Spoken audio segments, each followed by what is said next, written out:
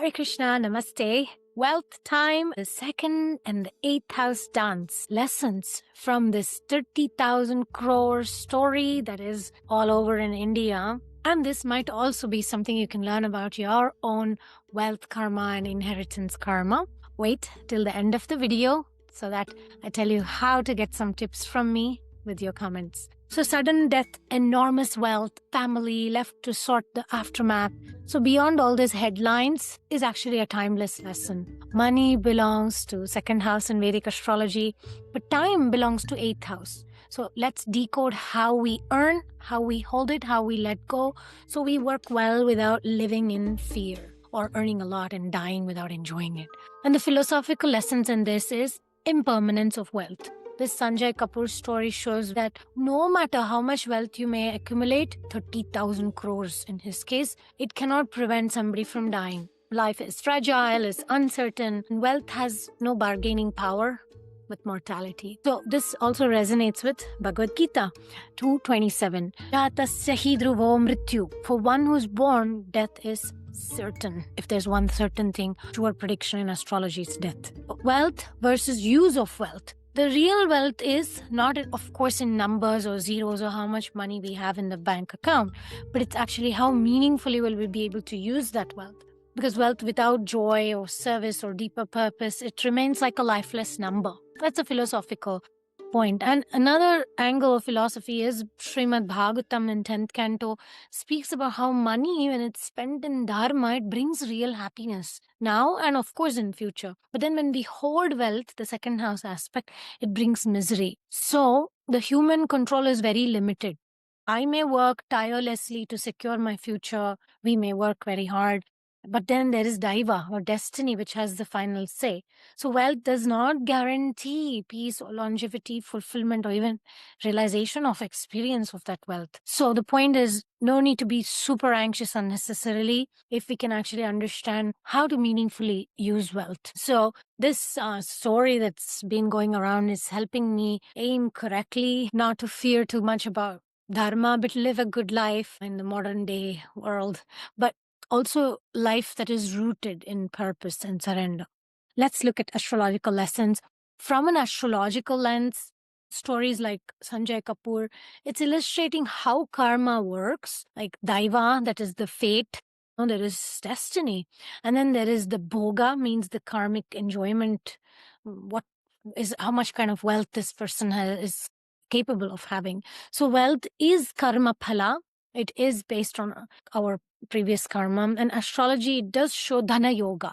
For instance, this guy Sanjay Kapoor had dhana yoga. It arises when a certain planetary combinations happen and it favors a certain kind of accumulation. But whether one enjoys that wealth or not is a different karmic script. It's a different planet, it's a different house. So a person may have immense dhana yoga, but simultaneously he may have maraka yoga, means death inflicting combinations, means their life is short-lived, ability to enjoy is short. So on one side, second house represents wealth, family, possessions, all that. Then in the eighth house is what shows longevity, sudden death, inheritance. So this Kapoor's case is like classic example of eighth house activating sudden death, but leaving vast inheritance. And then the conflict that's coming due to that, even though the guy is gone, it's still all these things happening. So astrologically, this is teaching us not to confuse accumulation of wealth with capacity to experience it. Big lesson.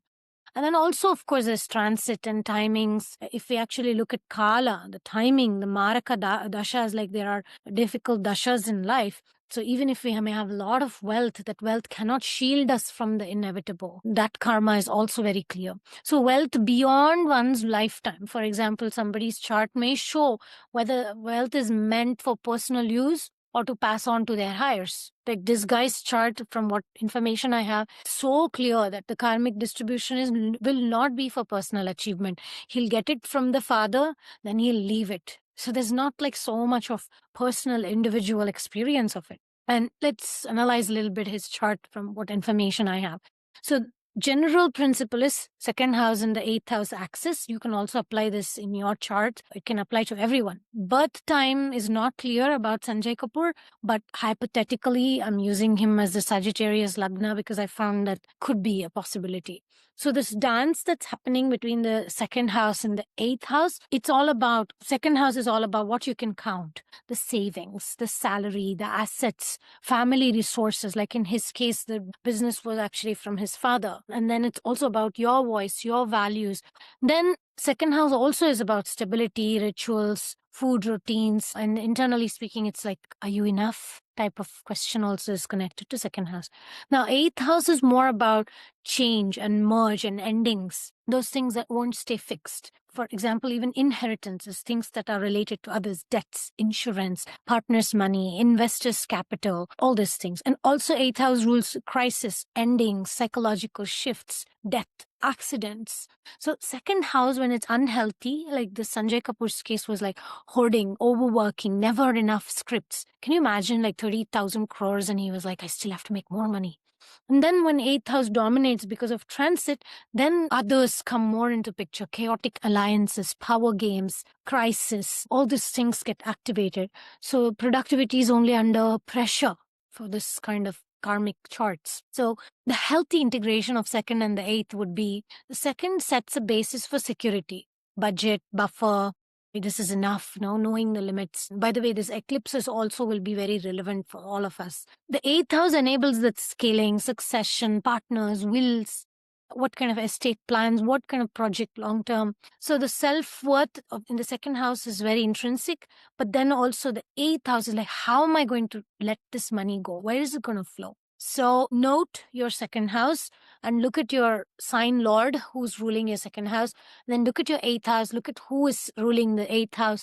What sign is it in? What dignity? What aspects do that planets have? Then you can expect the dance, what kind of dance your chart will have. Now, if you have benefics in your eighth house, say Jupiter or Venus, then smoother inheritances. Your parents will leave you money, grants, people may give you donations. And if you have, say, malefics in your second house, then you're trying your best. You may be the smartest, but somehow or another, the business may not work out. If you are good with looking at transits, you can take advantage, like eclipse is happening. Say, for example, for Scorpio, second and eighth will be activated. So there may be some restructuring, some breakthroughs with money related. If Jupiter is in the picture, then all the investment, suddenly there's an expansion. Dhana Yoga gets activated. So Dhana Yoga literally means potential to earn. So it's more about cash. So now the case lesson is the story of sudden passing with vast estate. This is definitely a dramatization of the eighth house. Means abrupt endings, wealth suddenly transferred. All these legal structures are a little bit clashing, and it's become like a biggest inheritance drama story in India. And then the second house is very clear. He worked hard, he earned, but he didn't own the wealth. That's also very interesting. So if you want to know more about your own chart, if you know your charts, you can put what is your second and eighth lords. And then I'll share a quick note on what to watch this year, especially during the eclipse time. And if you want like a deeper second house and eighth house audit or legacy plan, then you can consult a professional astrologer. And also remember, there's always timing triggers, and without birth date, we can only look at the signs and get like a vague idea. And if you learned any other lesson from this and your relationship with money and you'd like to share in this video, you're most welcome to. Thank you so much for watching. I hope this was helpful. Hare Krishna.